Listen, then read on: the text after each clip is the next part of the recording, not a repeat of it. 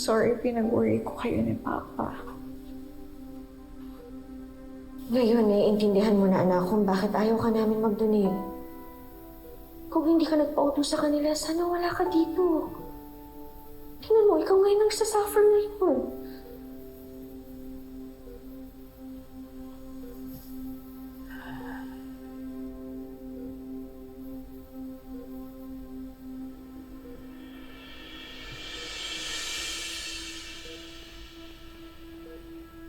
Bakit?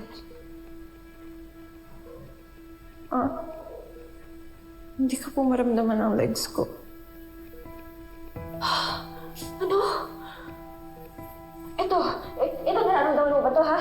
Ito, nararamdaman mo ba, anak? Hindi po. Akala ko po nagdanam lang po. It's been a while. Hindi ko po siya magalaw, Ma.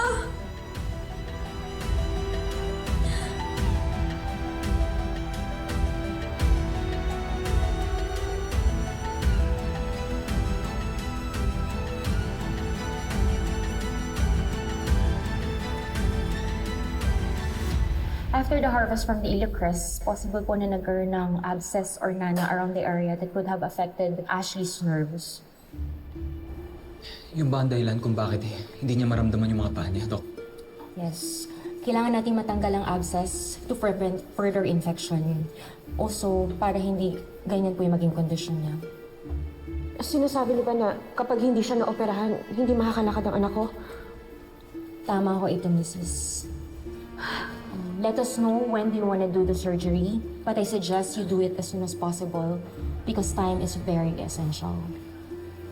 Excuse me po. Edward, anong gagawin natin? Siguradong malaking halaga yon. Ubus na tayo. Hingan mo kaya ng pampa-opera si Paolo? Pambawi man lang sa ginawa nila kay Ashley. Hindi. Hindi ako lalapit sa kahit sino sa pamilya ko. At ano? Hahayaan mo na lang na habang buhay malungkot si Ashley? Dahil dyan sa pride mo? Hindi nga. Hindi ako lalapit sa kanila. Kapag tinanggap natin yung pera nila, habang buhay nila isusumbat yun sa atin, magiging pagmamayari nila tayo. Hahanap ako ng paraan. Ako bahala.